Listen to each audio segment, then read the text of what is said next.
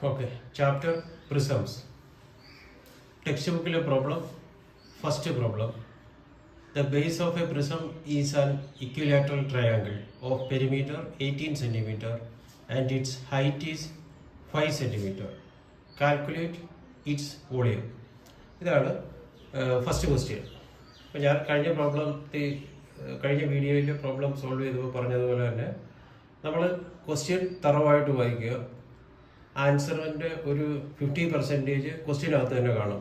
അപ്പം ആ ഒരു ക്ലൂ എപ്പോഴും മനസ്സിൽ വെച്ചുകൊണ്ട് നമ്മൾ ക്വസ്റ്റ്യൻ തറവായിട്ട് വായിച്ച് മനസ്സിലായതിനു ശേഷം മാത്രം സോൾവ് ചെയ്യാൻ തുടങ്ങുക. ഓക്കെ, ഇതിൽ പറഞ്ഞിരിക്കുന്ന പ്രിസമാണ്. ആ പ്രിസത്തിൻ്റെ ബേസ് എന്ന് പറയുന്നത് ഇക്വിലാറ്ററൽ ട്രയാങ്കിളാണ്. ഇക്വിലാറ്ററൽ ട്രയാങ്കിൾ എന്ന് പറഞ്ഞാൽ 3 വശവും 3 സൈഡും ഈക്വലാണ്. 3 സൈഡും ഈക്വലാണ്. അതാണ് ഇക്വിലാറ്ററൽ ട്രയാങ്കിളിൻ്റെ പ്രത്യേകത. അത് ഓർക്കണം. അതേപോലെ തന്നെ അതിൻ്റെ പെരിമീറ്റർ തന്നിട്ടുണ്ട് 18 cm. പിന്നെ പ്രിസത്തിൻ്റെ ഈ ഹൈറ്റ് തന്നിട്ടുണ്ട് 5 cm. നമുക്ക് കണ്ടുപിടിക്കേണ്ടത് അതിൻ്റെ വോളിയമാണ്. ഓക്കെ, അപ്പം എങ്ങനെയാണ് അത് ചെയ്യുന്നത്? നമുക്ക് വോളിയം കിട്ടണമെന്ന് കാൽക്കുലേറ്റ് ചെയ്യാൻ വേണ്ടി എങ്ങനെ നമുക്ക് സ്റ്റാർട്ട് ചെയ്യണം? ഇക്വിലാറ്ററൽ ട്രയാങ്കിൾ ആണ്. അതിൻ്റെ പെരിമീറ്റർ ആണ് തന്നിരിക്കുന്നത്. ഇക്വിലാറ്ററൽ ട്രയാങ്കിളിൻ്റെ പെരിമീറ്ററിൻ്റെ ഫോർമുല എന്ന് പറയുന്നത് 3a ആണ്. അതായത് സൈഡ് എ ആണെങ്കിൽ ഇതിൻ്റെ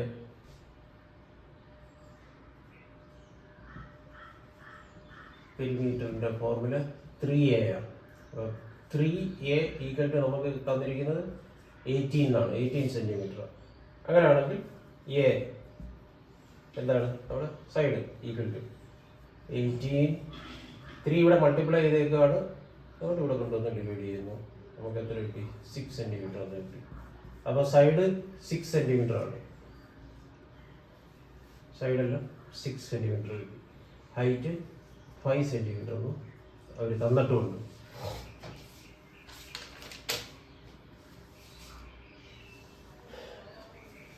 കാൽക്കുലേറ്റ് ഇറ്റ്സ് വോളിയം, അതാണ് ചോദ്യം.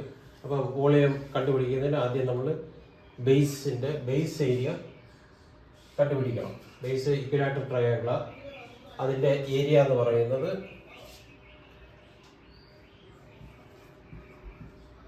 Base area equal to √3a²/4. ആ ഫോർമുല ബേസ് ഏരിയ. ഓക്കെ, അപ്പം √3 × a², 6 × 6 /4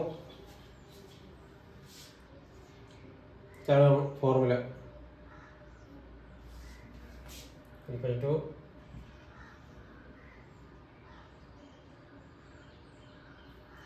√3 6 × 6 36 /4. 4 കൊണ്ട് 36 ഡിവൈഡ് ചെയ്ത് 9. അപ്പം ആൻസർ 9 √3 cm².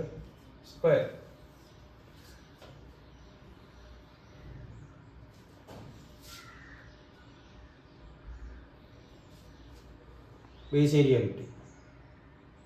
ഇനി വോളിയം.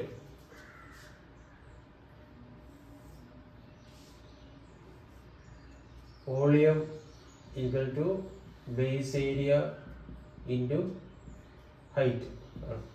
ബേസ് ഏരിയ നമുക്ക് കിട്ടിയിട്ടുണ്ട് 9 √3 ഇൻറ്റു ഹൈറ്റ്. അതാണ് 9 × 5 45 √3 cm³. ഇതാണ് ആദ്യത്തെ പ്രോബ്ലം.